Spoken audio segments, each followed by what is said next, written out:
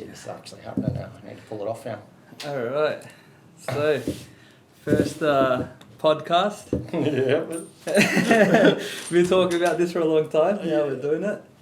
And the subject is letting go. Letting go, today's topic. Which is a great one to start with, because we've had all this building up for ages about creating podcasts, getting information out of there, and essentially the very reason we didn't do that was because shit was in the way, right? Exactly. So we've had to go through the letting go process, the letting go of things we need, the letting go of belief systems that have been able to keep us back from stepping forward.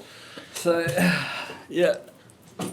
And the other thing, of course, is the outcome, right? Because we wanted to worry about the outcome and attached to that too. Yeah, it's sometimes do we need to get this? Do we need to get that? Just let go. Yeah. Start. Do we need more? Never. No. Never. we have what we need. Let's just get started with this. Letting go in its finest. Happening right now in front of cameras for everyone to actually witness too. So it's pretty tripped out. All right. So, if you want to talk to the people, your camera's there. Hey guys. My camera's here. What's up? Our camera's here. Hey. And yeah. So with letting go, I know there's a lot of different ways of taking it. What's your pull on it? Right. Well, yeah, you're right. There's a lot of different ways of taking it, a lot of angles to look at it. But for me, it's all about keeping shit simple. Yeah. So when it comes to letting go, the key questions here are: what are we trying to let go of? What's preventing us from letting go of it, or at least preventing us from realizing that this is something we can let go of? So we should have a look at those couple of core subjects, I guess, into the things, the obtrusions, I guess, if we don't let go, and how that actually moves into our lives and what it affects. Yeah. Okay, so there's the obstacles of what it is. Correct. You can't let go of. Absolutely right, yeah. Or what effect that those obstacles you can't let go of will have. We are going to stop. We are just going to take a moment to let people know not to run around our site, though, while we're doing this. Because you're in the camera work there, and also yabbering away over here on the phone while we're recording, and that's not really, you kind of, please. Okay. And what we're going to do is use this as another topic to let go of.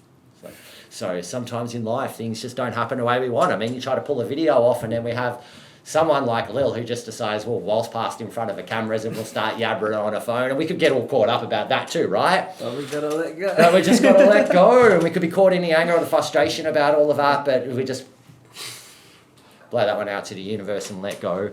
It's a good example, I guess, of how simple letting go can be as she waltzes past the next camera. Oh, classic. So I guess we'll start having a look at the challenges and the obstacles that we have to let go of and how they're actually affecting us in our daily life, right? So I guess one you can probably speak of quite readily as well would be relationships. Oh, yeah. That's hard because in relationships there's a lot of codependency, a lot of comfort, and that's a lot of times that's where we feel like home. So trying to let go of that is epically hard at times. Right, and if we don't let go of that, I mean, you've been in a position before, right, where you've been in a relationship that it probably reached the point you should let go of it, but you didn't. Yeah. How'd that flow on to affect you? Creating a chaotic mess, because you're hitting points that you can't muster up the self-confidence or self to let go, that you end up manifesting just a chaotic mess. Right. To create that separation, instead of just being like, I need to let go of this, and I need to talk about this, I need to face this, I need to actually let go. Yeah, it just becomes chaos. Right. And it becomes chaos too, right? Because we're so attached to this emotion that we call love that at any side of not feeling that emotion in that deep scale with somebody else, we're afraid, aren't we? Yeah. So all of a sudden, the letting go of that process creates the fear and the uncertainty, that bubble you speak of being popped on our outside of comfort. Yeah. And now in that place of essentially no longer being comfortable, we're afraid of actually engaging into that and feeling that in the first place, right? Yeah. Yeah. And I guess when we hang on to, the relationships being the example here, when we hang on to those, at the same time as hanging on to that, we're keeping the problems that we had in a prior relationship. But what we're essentially saying to the universe and forcing upon the universe is to say, hey, we're not willing to allow the new in, right? Yeah. So we miss the opportunity of finding someone that we're going to be happy with, someone that allows us to be happy with them, with ourselves, something to flourish. And we miss that because we're still hanging on to this old concept that this person is right for us when we know they're not. It's like a comfort, but yeah. And the other one, I guess we can associate this to, talk about comfort is, and here's a big one probably for a lot of people that'll look in on this topic too, jobs. Yeah. I've found jobs easier to like in relationships, but I have been stuck in positions where I felt like I couldn't let go, or else I'm just screwed. You know what I mean? Or I'm like, I can't financially hold myself together, or I'm gonna be hungry or whatever, like all these fears. But the minute I did let go of that, the universe just was like, here's something better. and there it is again, when we hang on to something, we hang on to the old. But when we let go, we allow the universe to gift us with this opportunity. Actually, there's something better for you. But like, it's scary. It's a scary thing to do. It is a scary thing, and it's a scary thing that we can come up with, and our ego mind can come up with many reasons to justify why we don't need to let go of that. Yeah, you can come up with so many reasons why. And you've heard it, like everyone will, the problem, like you have a problem and you know what to do, which is let go, but there's always a but. You could come up, you could think of, your mind is so smart, you can think of 1,000 ways of why not to. Right. It's just like, the ego will latch on to every single one, Right. But, yeah. And that'll lead us to a question at some point, is if we can't let go of it, why is it really serving us then, right? Yeah. And this is why we don't let go of a lot of jobs, because we're seeing that the jobs are serving us, because they're serving us with this money, with this income, which is usually what people are stressed about in jobs. Yeah. Self-worth is the other one, because if we let go of a job, our self-worth gets hurt if we can't get another one, and that's something that a lot of people, for whatever reason, don't want to face. Yeah, I mean, like, because in a social society, a lot of people want to show people they have this or have that. If you let go of your job, everyone asks, what do you do? What work do you do? And all that. And if you're like, oh, I don't have a job, people's self-worth sort of like attached to that thing, which I understand. But at the same time, validation's not something we can hold on to forever. Right, and holding on to the need to validate only brings us into the next thing, which is the opportunities that we miss, which we've already talked about. If you're trying to hang on to this, you're missing the opportunity that could be presented over here. You're likely not even to see it. It's not a vibratory match in your world at this point because you're locked into this way of being. Yeah. And the other areas that I can think of with these belief systems are a huge one. We're constantly, as we grow, we're changing, so therefore, in one sense, we're outdating some of our belief systems to where we were and where we currently are. Yeah. And the shifting of those belief systems, if we're not willing to shift, that is holding us locked into that vibratory state and this state of being until we're willing to open up the opportunity. It's like, there is like that belief system of like, I need to live with this certain person or this certain job, or I have to like live up to this certain thing.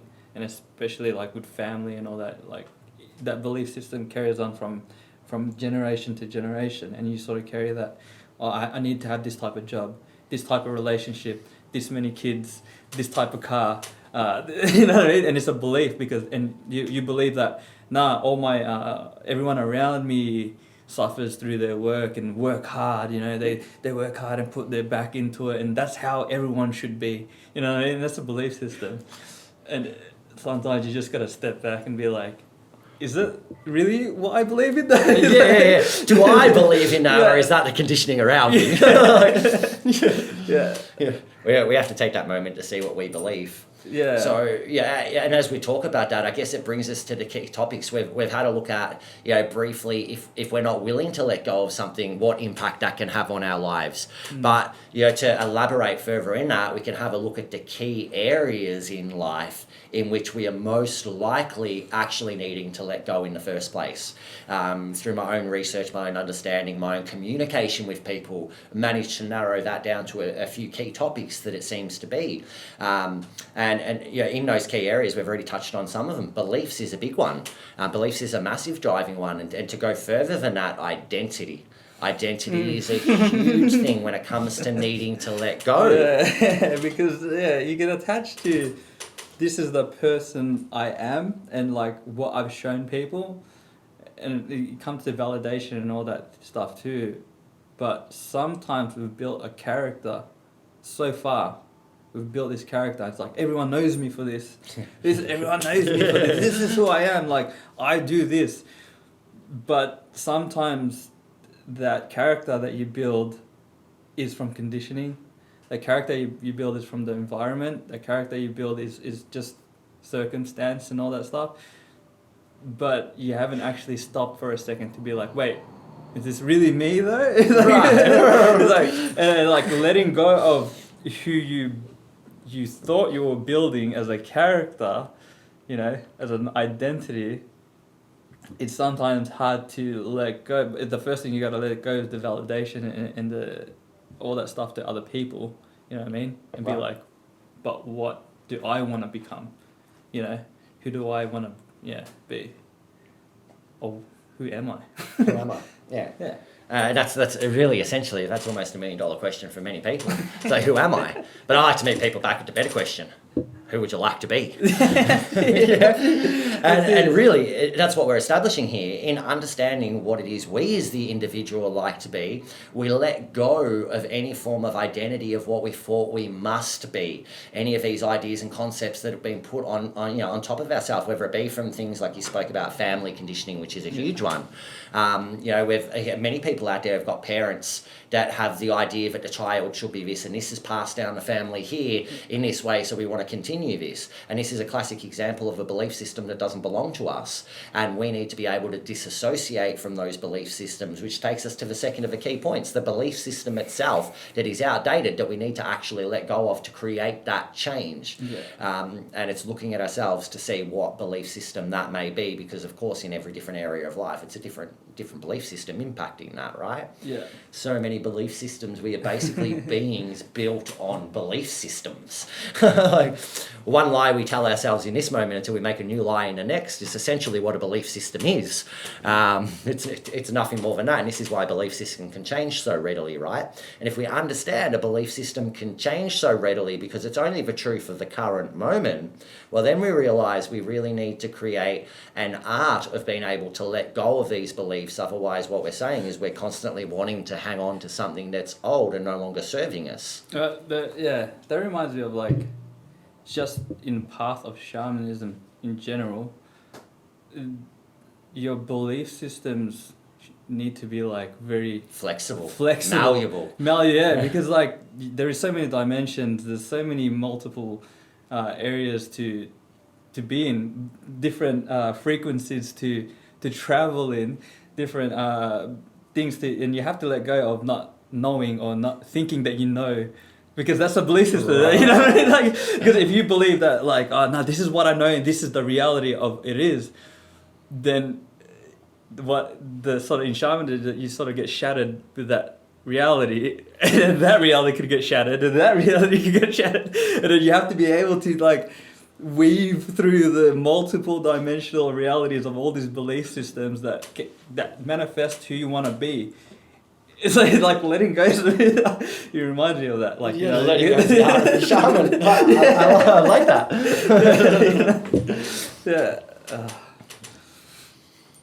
I guess the other big topics of things we struggle to let go of, and in those key areas there are people. Ooh. Well, and this is a big one. You would have been through this like many other people listening as well, in relationships, not even just relationships in terms of lovers, family, friends. Just support, like things that you believe is your support network even at the time, sometimes you have to be like willing to be on your own, to be the hero of your own journey, and not like be in that comfortable state with these certain people. Right.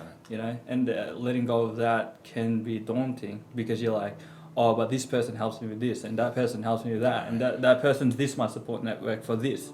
This person does this for me, and that person does that for me, and like it can become like this whole thing, and then now you're codependent on all these people, and then it becomes, even for validation in general. I think coming back to it, or even. Hey, you're me. Good, thanks. How are you? Yeah, thank you. We have a customer.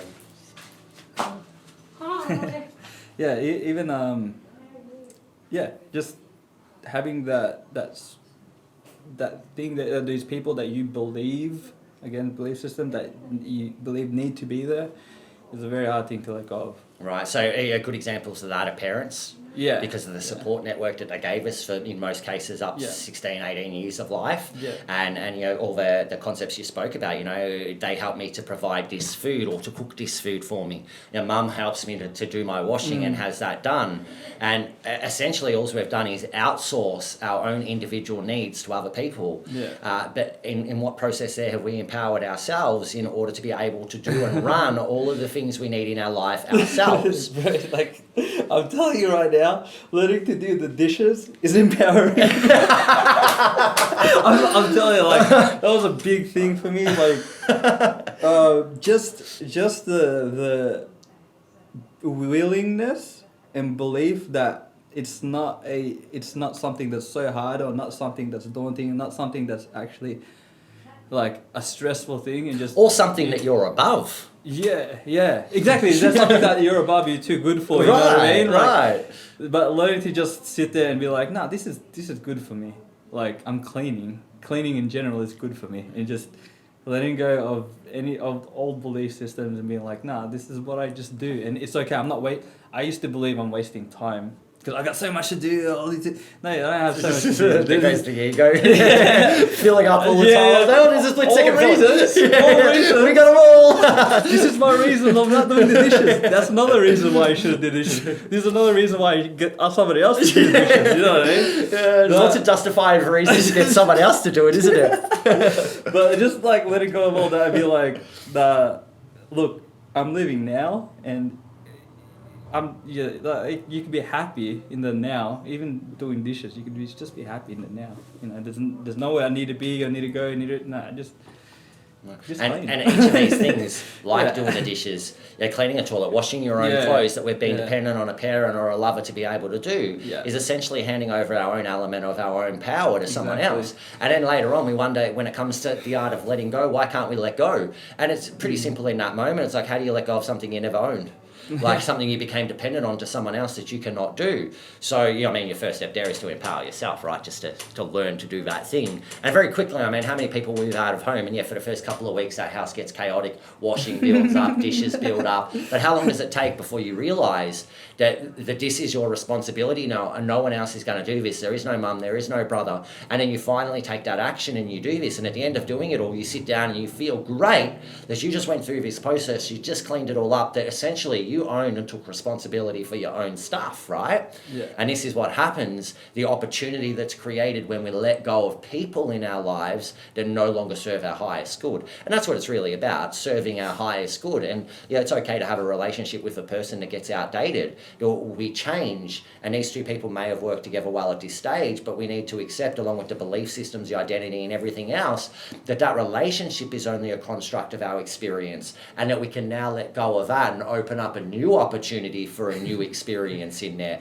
with people, and as we've seen with things like doing dishes. That's a hard one. Like, relationship is I feel like in my life, I felt like it's very hard for me letting go of that, like, because it's like you're battling what you think is wrong or right, for one. You're battling what you think is love and not love. You're battling what you feel like is selfish and not selfish. And you're like battling in your mind, am I doing the right thing? Or there's just so much there's so much in that, like in just letting go of all that, Right. and being like I need to do what's good, what's in my heart, what's good for me. And that's the natural flow. That's and this is what gets so many people stuck with letting go in the first place. What we want to understand is letting go is the natural flow. To go against the natural flow is actually to refuse to let go of the thing that's not serving us, and that's what the ego does by justifying the excuses as to why it needs these things, what purpose essentially these things are serving to itself, in order for its identity to survive, which just takes us back to the identity issue of the ego itself, right? So really, letting go shouldn't be a problem because it is a natural flow. It's the hanging on to that's actually the difficult part, and that's where a lot of us get stuck in the first place. The other thing, as well as identity, that that comes up in our key areas of letting go is labels. We like to label ourselves via things. And it's not even that I personally don't see a problem with labels. Labels can be a very handy tool to be able to understand or explain something to someone. Yeah. I have no issue with it. But the defining of ourselves via a label is another killer of fish altogether, isn't it? Yeah. Because it comes with a certain expectation of yourself to be something, and then like you have to, if you say I'm this, now you're trying to like, you know what I mean? Trying to become, Trying to, unless that's what you want. That's actually what you want to manifest to become. At the same time, sometimes we get stuck into it. We get so stuck into the identity of that label. Like, I need to be this label. You know what I mean? Right. And yeah. And there's a few great topics of that because we'll in future podcasts we'll definitely tackle these topics. But the label of shaman is certainly one, right? The label of a healer, that's certainly another. And a lot of people like to define themselves via that label. Ooh, I'm a shaman. Look at me. Now I'm all of this because I'm this label. And healers can be quite the same, but not all of them. There's definitely the other side, and those who are actually working and accepting themselves as a shaman or accepting themselves as a healer, but not defining themselves via the label of this thing. I think there's a big spiritual ego that comes with like that label. Yeah, right. Because like, I guess it's what it is. I think it's defining yourself via believing I'm a mystical person, like like I'm a mystic in a way that is better in the realms of physical reality, and people get caught up in that. I think, you know what I mean? Well, that's the thing about a label. When we define ourselves by a label, especially when I'm able to let go of that, what we're essentially saying to the people around us is, I'm great because I'm this. And because I'm this, it means this. But that's not actually what a label is at all. And then, like, it sort of breaks that, like, I believe, like, everyone's fingerprints is unique, right? So our spiritual and our identity is very unique. So when you add like that label that's who you are and that's what what you do and all that stuff, then you sort of break that uniqueness of yourself. Right. You're trying to become this thing, but then you're so unique. Like you are you. Right. You know what I mean? You can offer all different facets of things. Yeah. And it's the defining ourselves via these labels is what we get attached to. Yeah. And it's that attachment we need to obviously let go of. Yeah. And the other one, I don't know if we actually spoke about it, I can't remember, but that's the one we're doing right now, I guess, with this video, and that's our attachment to outcomes of a scenario. We are very attached to the outcome. I mean, we had a bit of a chuckle about this beforehand.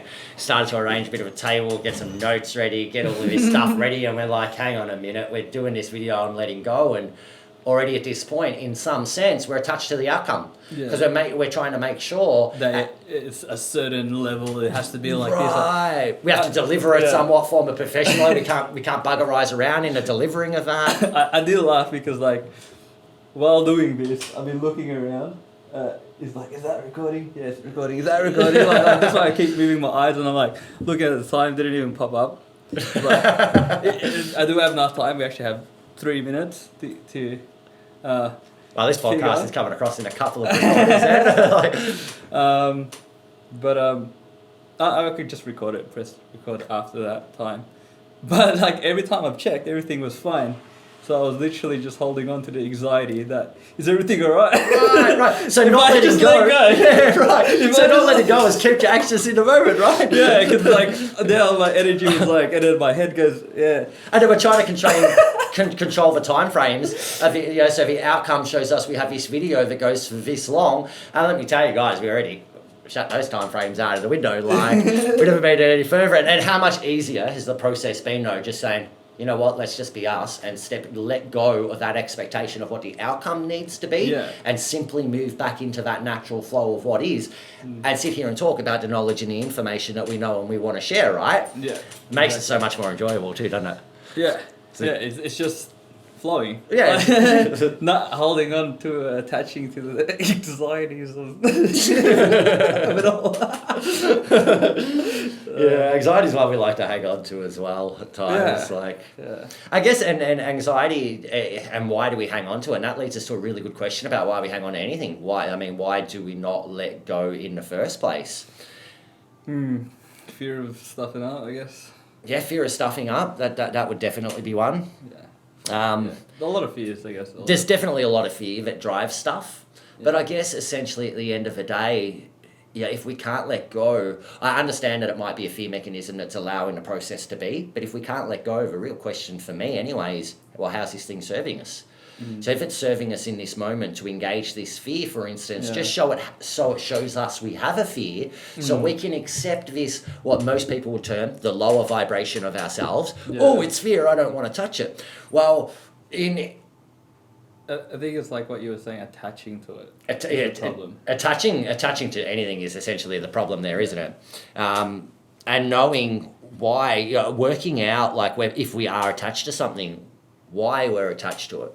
Again, what purpose is this serving me? Because everything we hang on to, we're hanging on to because some part of our consciousness feels that it's actually serving us, right? Otherwise, it would be the natural flow that we'd let go of it. So it's our ego, which has a tendency to like to try to work against the natural flow, trying to own the situation, and therefore keeping it in the environment. But why is the ego doing that? What part of it is it about ourselves that we're trying to understand through this, whether it be a belief system, whether it be a person? I mean, take a person for interest. And we actually talked about some of the things that serve us in a relationship. It's like we don't want to be in this relationship. We don't like it. We're not actually happy, but we haven't let go of it. So we ask you, if you haven't let go of it, why is it serving you? And then it goes into a lot of the things we were talking about it before. It's like, oh, I want to let go. I don't really like this person. But they cook for me when I get home from work, my food's ready, my washing's done. Now, these things here are serving us, right? Yeah. So what we've done is what we're not letting go of. We're not letting go of because on some level of our conscious mind or subconscious or even unconscious mind, we believe that this is serving us. I'm just going to press all the buttons so we can keep going. Back up and running. And we're just talking about the struggle of change. Why we can't let go, and if we can't let go of something, why and how is it actually serving us? So this takes us a lot back into self-awareness, doesn't it? Because we've got to actually be willing from a critical point of mind to be able to look at ourselves and see what it is that we're actually hanging on to these things for. And unfortunately, a lot of people don't like to do that at this point. But I think with relationships, a big one is loneliness, that's a very not wanting to face being alone, because it's generally hard thing to do for a lot of people, is to be alone and to even though I do know that a lot of people who are successful were alone for a long time to figure out what they actually needed to do to become what they needed to become.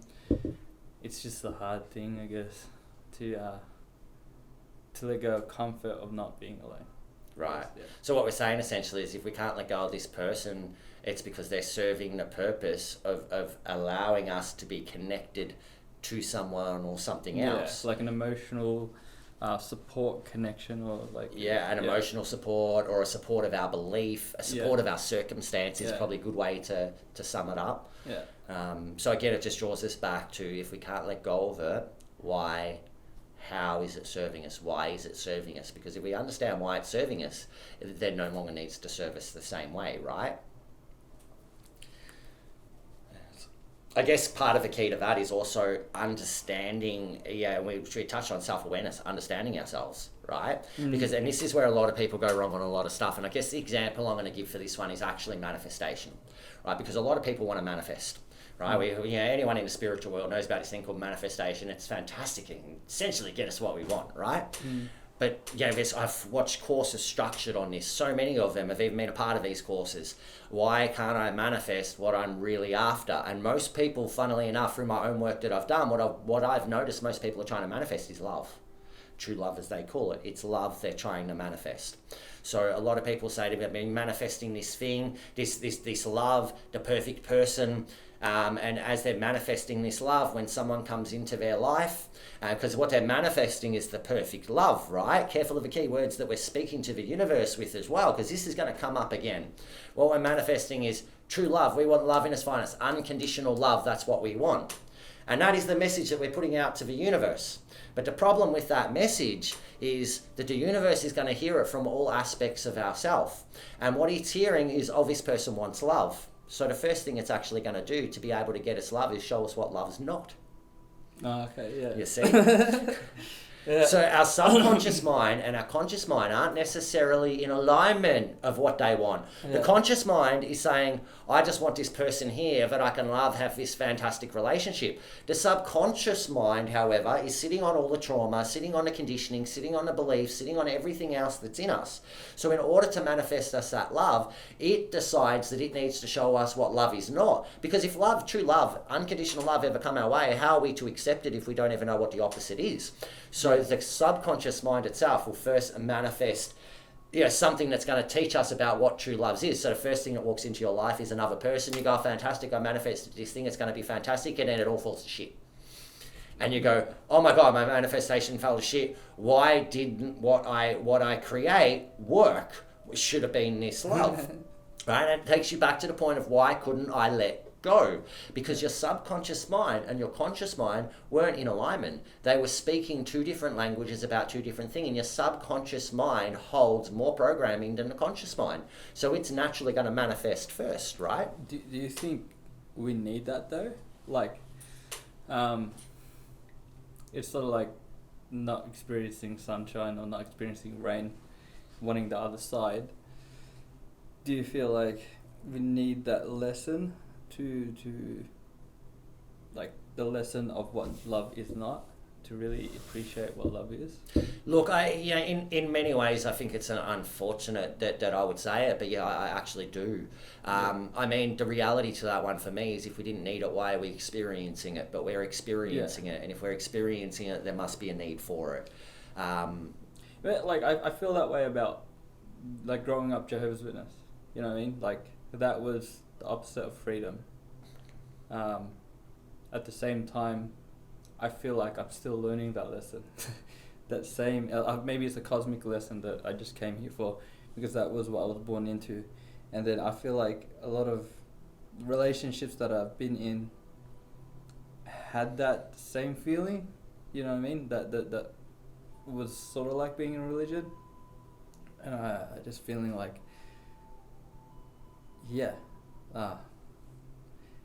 just not free. But I'm thinking, am I manifesting this? Is this something that I'm going through for a lesson so I know and appreciate? Well, how many people have you know or heard of that have had freedom in its finest, right? I mean, we're all free. That's absolutely it. We all have choice. That's freedom. That's free will right there. But some of us in circumstantial environments have less freedom than others, okay? So I know I've personally met people who, especially as a kid growing up, seemed a lot freer, say freer in the way they were conditioned, freer in the way they were risen by their family and their parents. I, on one hand, couldn't do this, couldn't do that, couldn't do this, couldn't do this. On the other hand, they could do whatever they wanted. They were essentially free to do what they wanted, where in that environment, those circumstances, I essentially wasn't, right? Then I watched the way that works out in lives, and what I managed to see in a lot of that was those people who had that freedom right from the get-go. I'll actually tell you where most of them are now. They're in prison. What do they have? Less freedom than what I have over here. And why is that? because in all this freedom over here, they didn't learn to appreciate it. They learned to take it for granted. And because they took that freedom for granted, the freedom fell apart. And this is love in itself right here too. But on the other hand, I was locked down from having that freedom. So at the first sign of getting the freedom, I appreciated it on a much deeper scale than what someone is who had that all along. Because I went, whoa, this is something new in my life, and I've had to work hard or whatever's happened to create this opportunity to have this freedom. Oh, whoa, what do I got to do to hang on to this freedom? Because this freedom is mine. And now I'm willing to work and willing to give to hang on to this freedom. And even better, when someone comes into my life, let's take I'm in a relationship, let's take Lily as my example. I now value freedom so much and value what happened when I didn't have freedom, that it's also essential to me that I allow her to experience this freedom. Yeah. Whereas someone who's not free and always takes for granted that they have it, don't understand how important it is to help create the opportunity for another to also experience that freedom. Yeah. I do, a cause and effect, I guess, is a little bit of it. Yeah. And this is, love is one of those examples. Fear is another one of those examples. I mean, it is just as necessary as it is limiting. I mean, look at the child that puts his hand over the stove and burns himself. Okay, without a mechanism of fear in there to say, touch that hurt, he's going to put his hand back over that fire and he's going to re-burn himself again, right? But now because he engaged fear, he burnt himself. The negative one could say he doesn't need to go through the same process over again because he understands now that fire burns, that this fear is a good fear. It's stopping me from burning my hand right now, right? So again, we have the cause and the effect of knowing, in this case, in fear, before as we spoke about it in love, but in knowing the opposite side. Yeah. And I guess, isn't it Chinese belief systems of the yin-yang? I see the yin-yang a little bit differently, but ultimately, it's the same thing. We have fear, we have no fear, we have love, we have no love, hate, if we want to call it that. And without having those opposites to experience, we would also, your life, I guess, would be black and white, right? We would have no grey area to explore in between. So in a long-winded answer, I think it's very necessary at times that, not for all people, I'm not saying every person on this planet needs to experience, pain or the lack of love to have love, no. But we are all individuals. We have, as you said, like our fingerprints, our individual identity. And at this stage in conscious evolution for humankind, I feel we're still going to be seeing a lot of the other side. So the lack of love and the lessons of manifesting those things that aren't love so we can manifest into the love we actually want. But that right there brings us into a state of awareness of ourselves, of presence in the actual moment. Do you feel like the world's going through a bit of like that chaos with everything that's happening with the lockdowns, with the virus and all that? Is that us learning a lesson? Look, I think, it's probably a good question to ask in the middle of this topic about letting go, because I guess the only way I can answer that right now is, does anyone really know why? I don't think anyone really knows what's happening now or why. Yeah. So for me, the most important thing here with this question is to let go of a need to know, to let go of a need to know the outcome. Why is this happening? Oh, it's happening for a good thing. Now I can be happy with it, right? That's moving us out of a natural flow of trust. And if we actually want to learn the art of letting go, the first thing is choice, and it's choosing to trust. Now, if we're trying to analyze really deeply what is happening right now across this planet, this is ego outcomes we're trying to analyze too. And what we're essentially saying is because we don't trust the flow of it.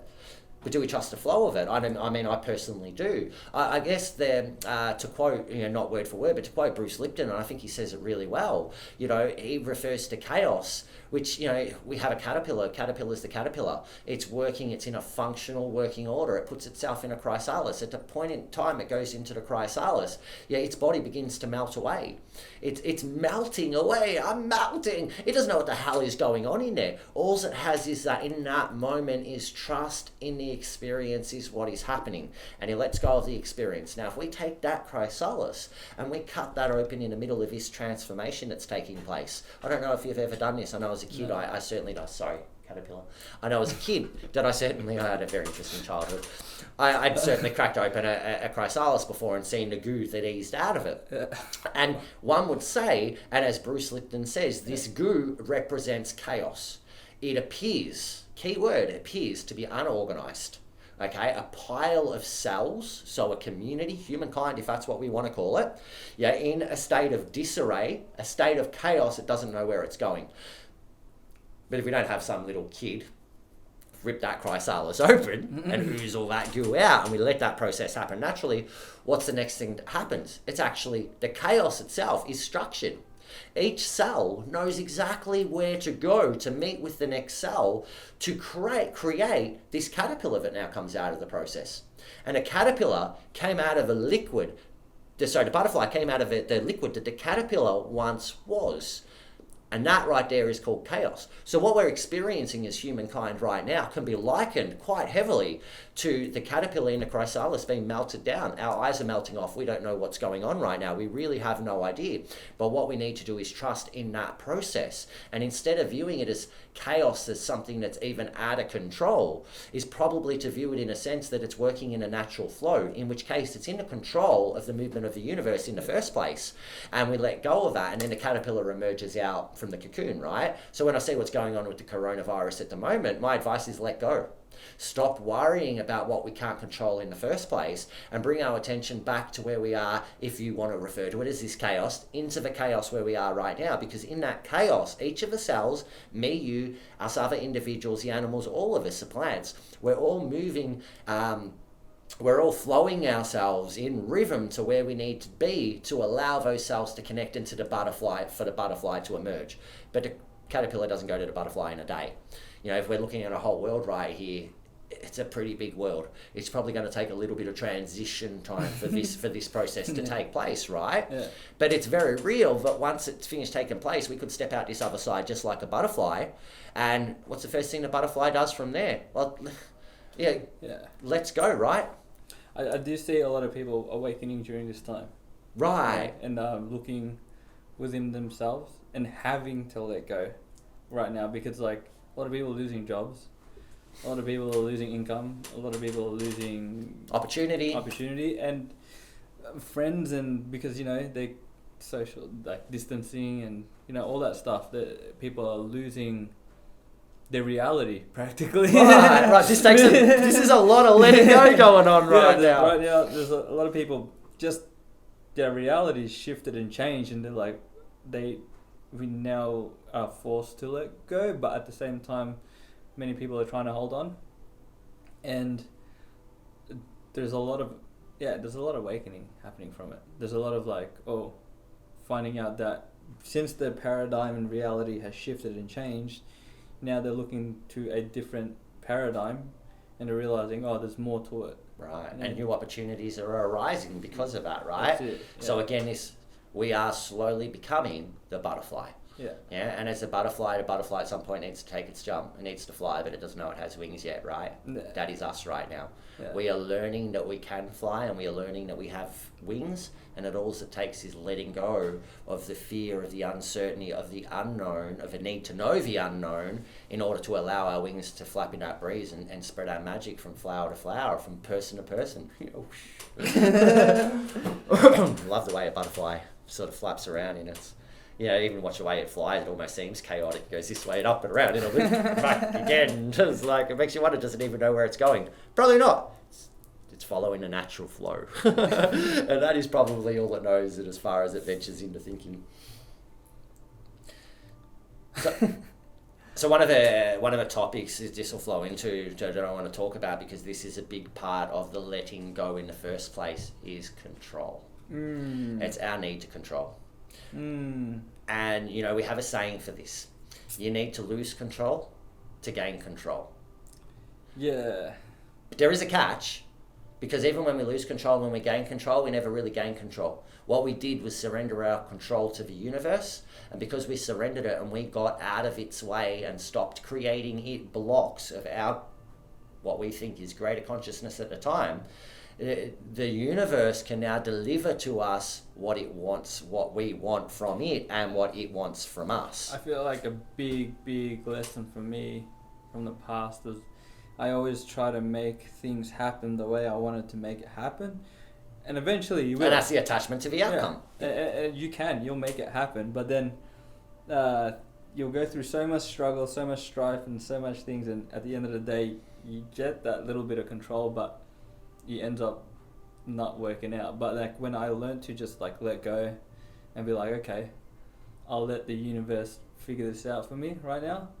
It always ended up better than what I believed I wanted. Right, you know what I mean? Like right. like what I wanted was like that to what the universe really wanted to offer me. It's like, actually, we want to offer you, we want this for you, and subconsciously, this is what you really want in your heart. But you have to let go of thinking that you know, or thinking that you know, or like attaching to like, no, I want this outcome. I want to be this. Right. I want to be this identity. I want this car. I want This needs to work this way. Yeah, This artwork needs to look like this. I mean, sorry guys. No, good. Too excited there. I don't know how many artists perform their art and have the entire image in their head and need to finish the image in the exact same way it's in their head, compared to how many of those artists put pen or paint to paper and simply let it flow. Yeah. All right, and what it becomes is simply what it is, right? Exactly. And it always works out, or 9 out of 10 times, it works out so much more magical for them because they let that natural flow take place. Yeah. So this is all about control, and control is just an illusion. It's an illusion. We think we have it, but we don't. And as I said, it's, the art of control is letting go of control to gain it. But at the same time, we never actually gain it. We're just moving into the alignment of what's already working with us. So we're controlling nothing. You know what it reminds you of?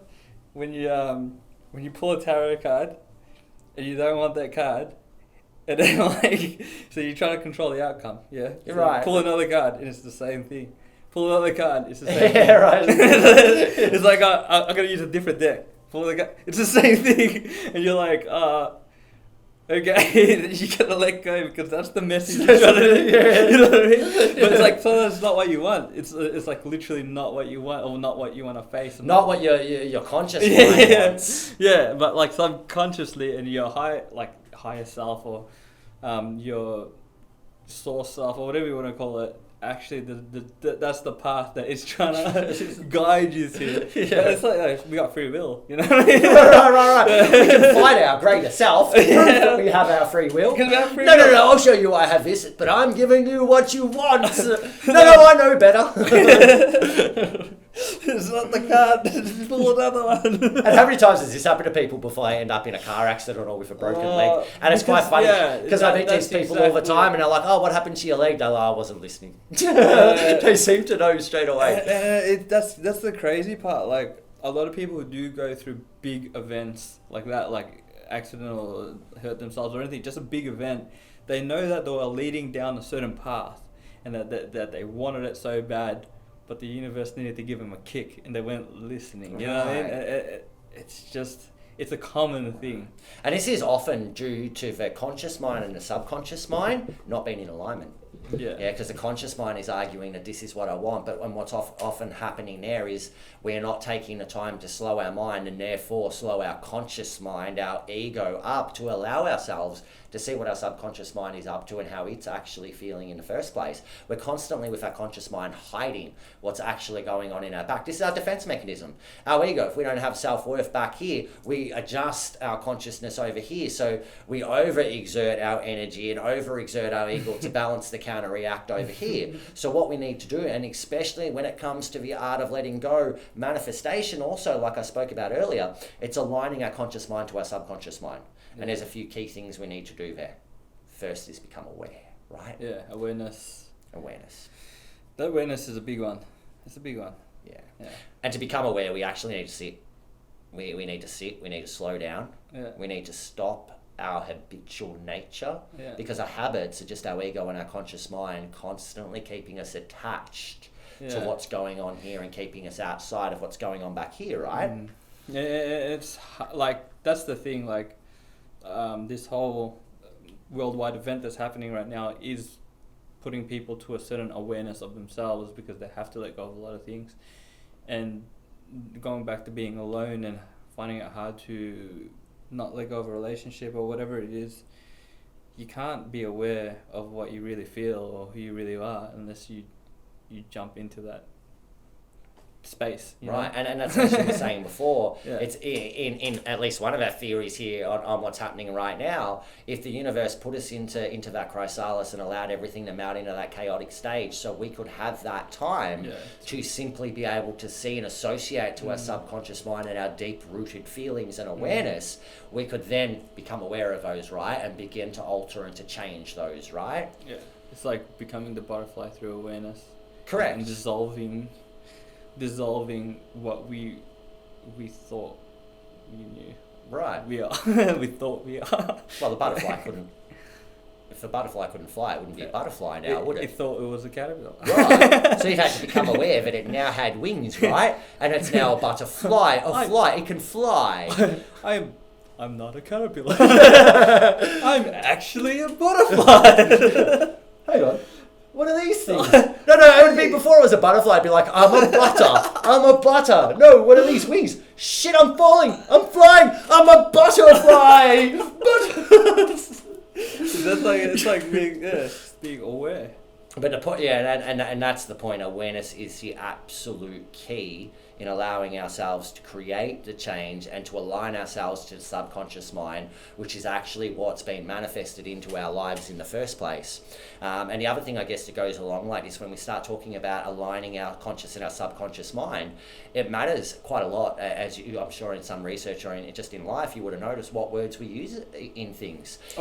Some of the key examples to this, like just the lock-in examples to this is if we tell ourselves we can't, we will. If we tell ourselves don't, we don't hear don't. We don't hear won't. I feel like manifestation is like a connection with source creation. People call it God, creator of whatever it is, and it doesn't really care of what's wrong or right or whatever. It's just listening to what you want. So if you're saying what you want is that you can't, that's what you're manifesting. So if I say I can't do this, then that's what it's going to Well, if I say I can't, it's locking into my own being the belief system that I can't. That's it. That's exactly what's going to happen. Correct, but it's, for me, I understand of it, it's locking it into our belief systems in our physical body and our electronic communication that we can't. But when we're saying to the universe, can't do that, all the universe actually hears is do that. It doesn't hear can't. So what we're finding when it comes to letting go, or when it comes to, now as we've touched on the art of manifestation, it's about using the words that the universe hears. Yeah. So instead of focusing, I guess we could call it from the negative point of can't, won't, of these topics, it's not to focus and put the energy on what I can't or I won't do, but to focus on what I can do. And in that sense, positive affirmations, I guess. Yeah, because we manifest either way. Like I feel like we manifest what we believe in. So if sometimes people believe that I'm always going to meet someone that's like this, and you are, right? Because you believe that, and that's your own universal self is going to show you that you're right. Right. Yeah, you're right. But if you start telling yourself, I'm going to meet really cool people in life. I'm going to actually, I have cool, if you start saying that to yourself and believing it. And there's the key though. Saying it to yourself is one thing, because that's the art of the conscious mind again. Yeah. But the subconscious in its deeper trauma, it doesn't believe it. It's got to be a habit. It's got to be true, just true habit. Got to do some hypnotherapy. No, that's right. So I think one of the keys too is trust. It's like, whether we're talking about manifestation or letting go, just change in general. Trust is essential. Yeah. Because if we can't trust, that the energy that we then provide is resistance. It's resistance to the natural flow, because the natural flow is trust. Yeah. And as long as we're not trusting, we have that resistance, and we now can't manifest or to relate directly to our topic, we can't let go because we don't trust in the process of letting go. It's like we don't trust in the butterfly, we're holding on to the caterpillar. Right. And energy goes where the mind flows, right? Yeah. So if we're hanging on to the caterpillar concept, what are we going to keep doing? We're going to keep manifesting caterpillar into our lives, and we're going to remain at that limitation. There's nothing we can do about it. Yeah. I love that. So since we let go of that control about people waltzing through our video and stuff, the phone rings over here. And I said you had a bit of a look, I had a bit of a look. And I think at the same time, we both just went, nah, screw it. We got no control over this, right? That's what we're talking about, right? I don't know, but we looked at each other, we both had the same sort of thought going on. And then we just looked away from that phone like we were at peace with the fact the phone was going to ring. And the phone stopped, someone answered it for us over there. And that's what happens when we let go of control. And this is essentially, isn't it? It's about embracing change. Yeah. Embracing change, embracing the unknown, embracing that, the universe has plans for you. That there's bigger things that we don't need to know. We don't need to know, but it's just happening how it's supposed to. And we have free will and we do manifest and we should work on ourselves and all these things and we should be responsible and all that. But there's times that you just gotta let go, and if you really, just trust. Yeah. Trust. And, it's in the world I live in, working in the field of shamanism, running a shamanic lifestyle centre.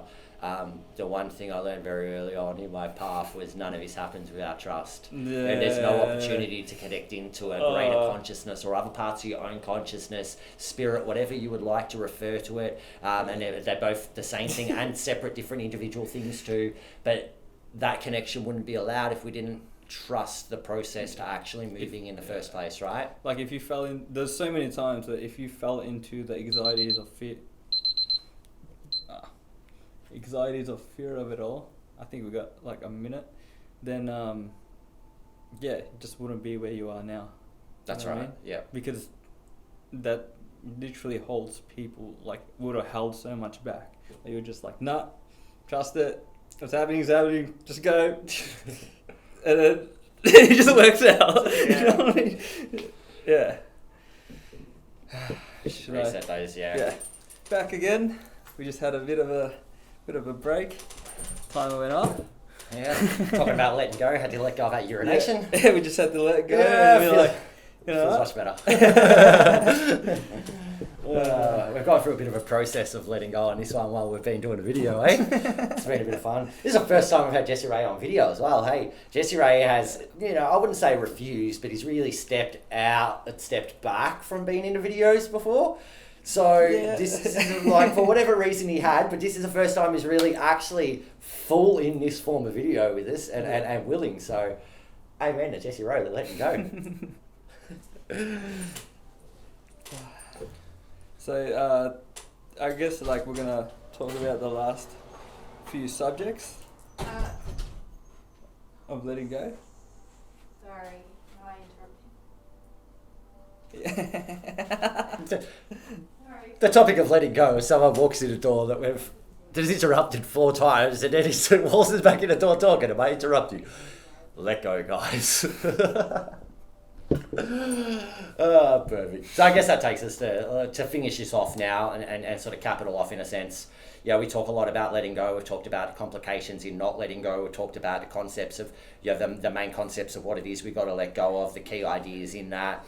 So to finish this off, I guess we'll just touch in briefly now on the keys to actually letting go in the first place. And I had a bit of a laugh about with you earlier, and I was just saying, one of the things, I work in energy and psychology and stuff as well, so one of the things in a healing room that I always find with people, even out in the street when I'm having a chat with them, and you may have seen this before, the problems or the challenges, if we want to call them that we face can be super complicated at times. They can, often they're not, but our mind finds a way to super complicate them. So it now appears very complicated. If it wasn't before, we've now made it complicated. So we come to the letting go process. And when it comes to the letting go process and you look at someone and you give them something simple, it's like, okay, so to let go of that, all you got to do is this. Go and laugh. The person can often look back and say, what do you mean? How's that going to, that can't fix it. And the concept here is that people often feel that their solution needs to be as complicated as what they're perceiving their problem to be. You would have seen this before? Yeah. When really it's just simple.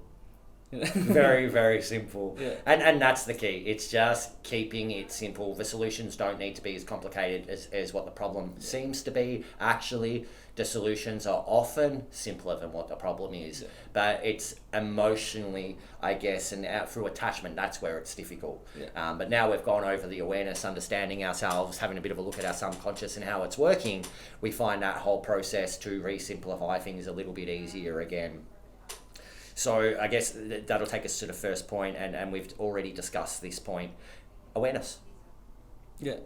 How do we let go, and how do we change? How do we surrender to that natural flow if we are unaware of ourselves, if we're unaware of the circumstances, the environment we're in? You would know a bit about. Yeah, I mean, you have to be aware. You have to be aware of,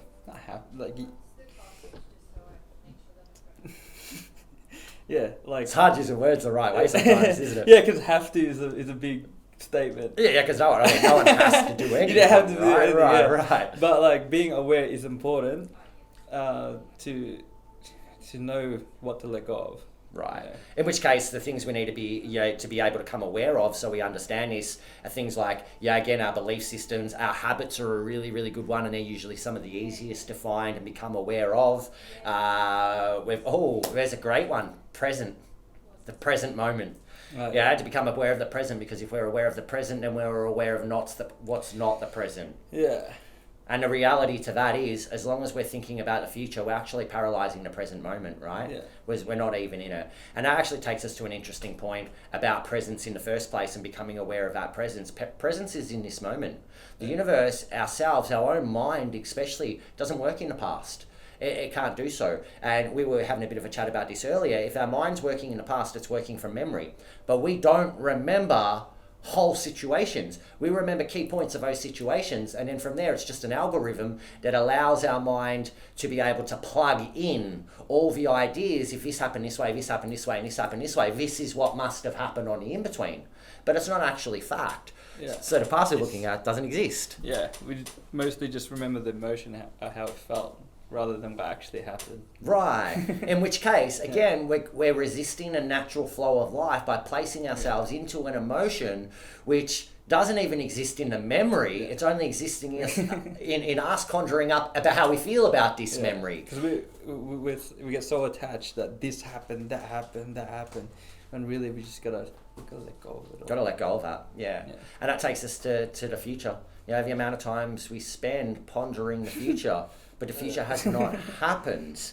That's the thing, like, you could put so much energy onto what you think will happen, or what you're scared will happen, or this will happen. But at the end of the day, the universe always throws curveballs. Right. Like, what year have you been like, this year I know it's going to be like this?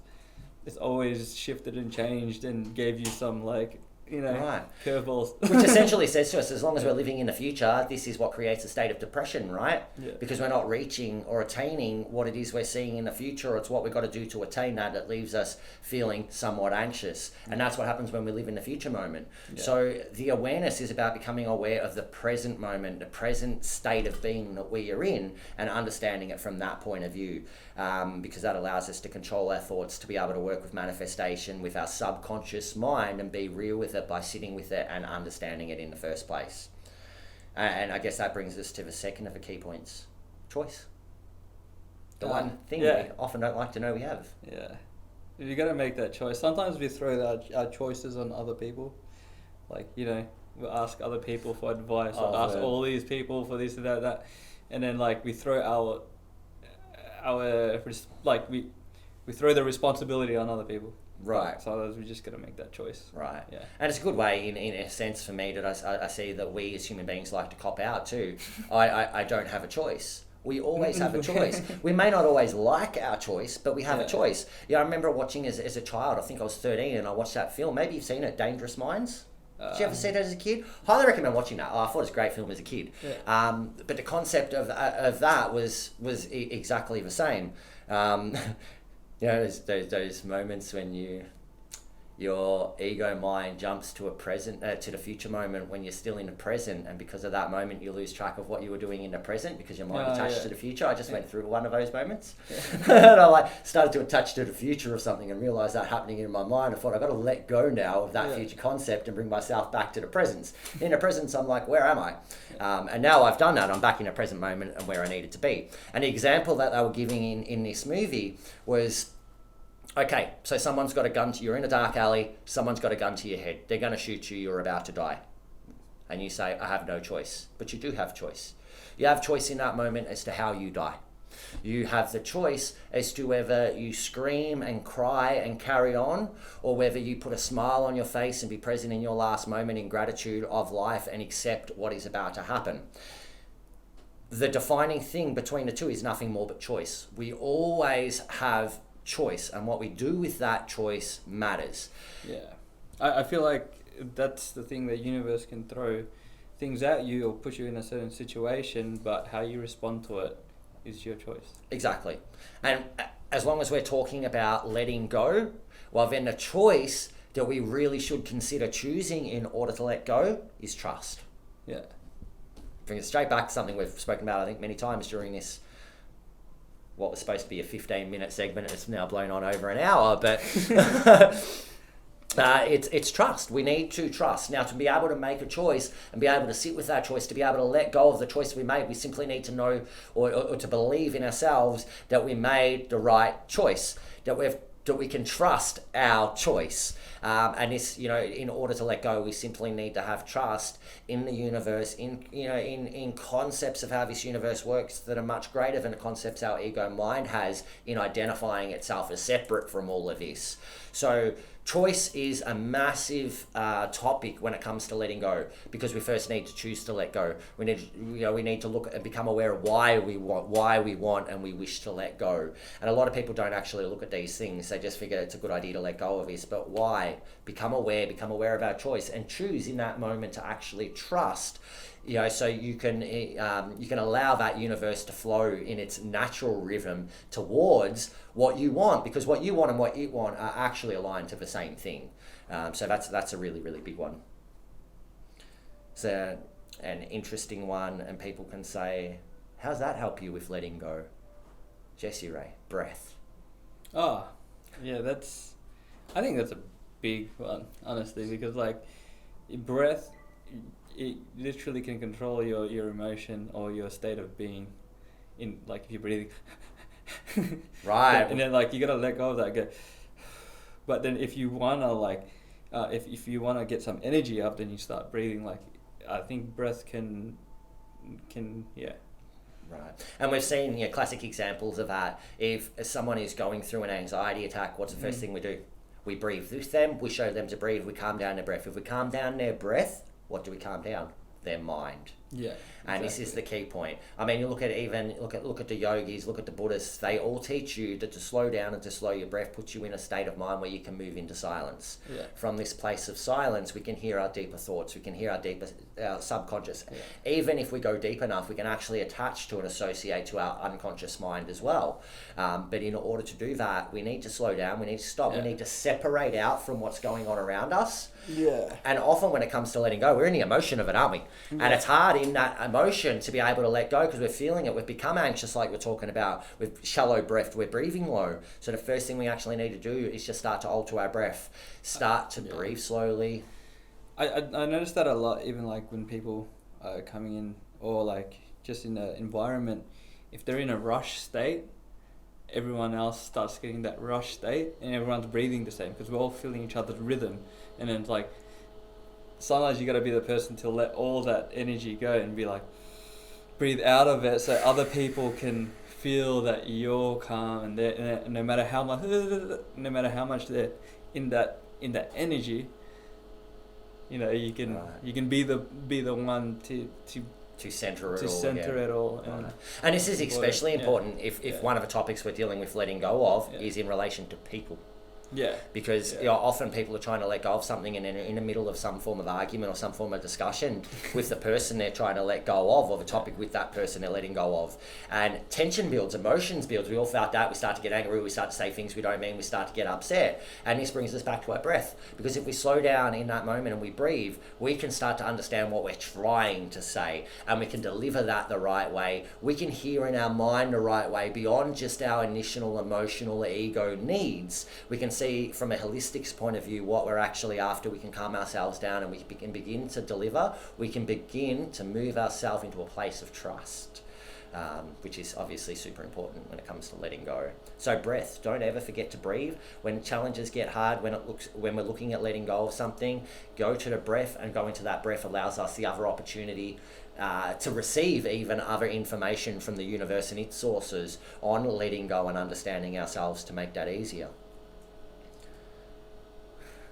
Modern day and age, this one is probably something that people will want to scream at us for, because they probably really need to let go of part of this one just on a topic of its own. Mobile phones. Yeah, look, that was a big one for me. From my first experience with ceremony, what I got from from the messages from the messages I got from it was to let go of my phone, because I was literally using it to cover my anxiety. So like, let's say I'm in an anxious situation, I just pull out my phone. I'm not there anymore. I'm not present. I'm literally escaping with my phone. If I'm feeling bored, I'm escaping with my phone. And are you even aware of how you're breathing while you're doing that? Yeah. We're not, because we're so focused on this phone, on this attachment. So one of the first things to put in a lot of this information into practice about is letting go of the need of the phone in the first place, so we can become present with our breath, present with our awareness, and allow ourselves to move into a stage separate from that technology where we can really begin to see and feel our truth, because that is where the change comes from. So we actually, in this day and age, I know phones are actually a really helpful tool. I use one myself. They've got the internet on them these days, and we're not against phones, are we?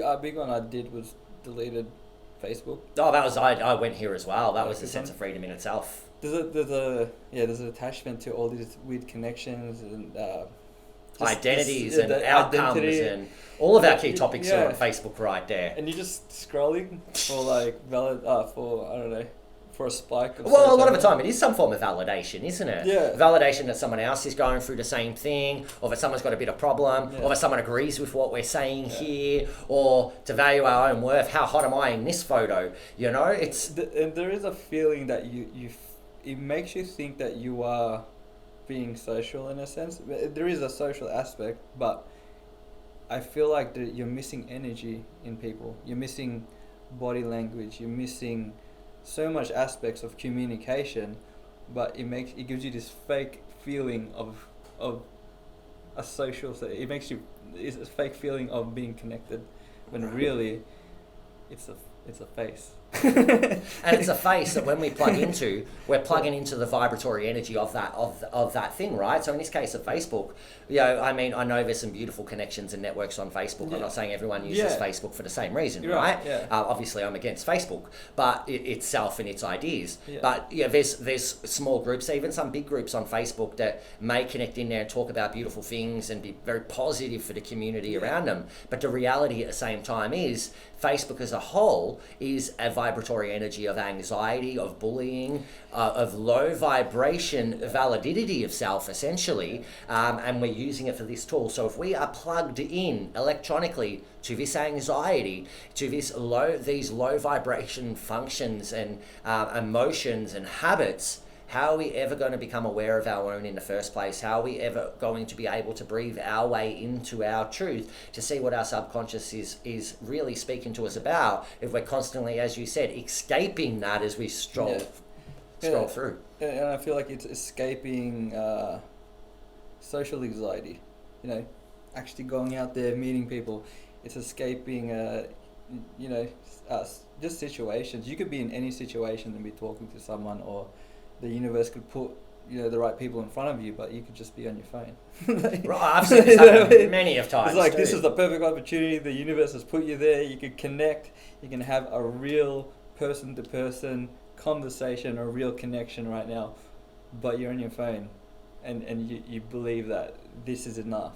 But Right. I feel like, So see, when I'm out and about, I actually make it a habit, unless the phone is coming out because I actually require it in this moment to do something, like answer a phone call, for instance, or maybe look Google Maps, trying to find where I'm going, for instance. I'm happy to utilise it out in public for those things. Yeah. But, if you see me on a public transport, waiting for a bus, whatever it might be I'm doing, actually the first thing you'll notice is I'll put my phone away.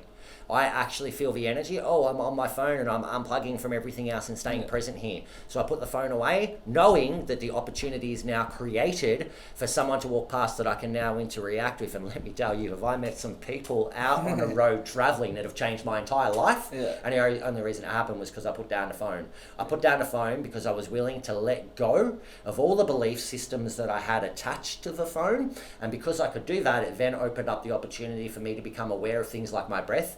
Oh, is this how I'm sitting here as I'm waiting for a bus, breathing shallow in some form of anxiety?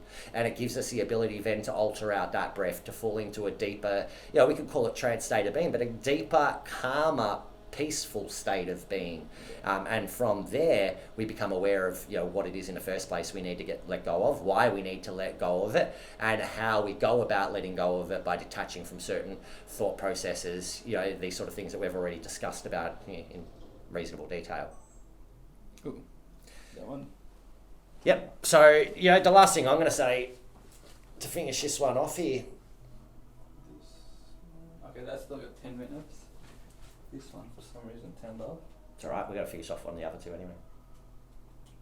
Did it run out of battery? Alright. That's alright. Well, so, if I'm going to talk, you probably won't see my face anymore. The camera turned off. That's all right. I've got this one too, though. Yeah. So we can switch this for the last little bit. Alright. So we're essentially about to say goodbye. And before I thank Jecerey, there is one quote from, what's his name? Lao Tzu. I hope I pronounced your name there right, brother. I think you're a legend. I don't even know how to pronounce your name. Lao Tzu. Lao Tzu. That's his name. Anyway, he's a legend. He has a very appropriate quote for a lot of this, because a lot of this is about presence. It's about being aware of where we are now. And his quote says, "When you are anxious, you're living in the past. When you are depressed, you're living in the future. When you're at peace, you're living in the present moment." And I think that's very relevant in understanding in the art of letting go in the first place. Jecerey, Yeah. this is the first podcast, bro. We actually got together. We had cameras out. We set some stuff up. We've done this. We did it. We did it. Hopefully, you guys back there get something out of it. If any of you watch it, I'm sure a couple of you will at least. Hopefully, you got something out of it. And this is the start of. We don't even know what we're calling them yet. Haven't got that far. We let go of a need for that at this moment. Just Jecerey and Cam's podcasting. Yeah, that's it. Shamanic Rain podcast. Shamanic Rain podcast. If you guys have any questions or anything you want to ask us, or things that you want us to discuss more, pop it in the comment section below and just let us know. Yeah, and it'll come up in the next video or the one after that as we gather your questions. There's a big awakening happening, if that's what we want to call it, a big shift in awareness, if we want to call it that way, happening right across the planet right now. We can see that it's evident. There's a lot going on, from spiritual awakening, to concepts of healing, changing, clearly letting go. We are going to cover all these topics over the next while of us doing these podcast videos, whatever we call them, podcasts. So guys, throw the questions you have at us. We will do our best to answer them, and we'll bring some other people in to chat away with us, because I don't know about you guys sitting on that end of the camera, but we had a bit of fun sitting on this end. Blessings, brother. Blessings, bro. Blessings, guys. Thank you. Did it. Yeah!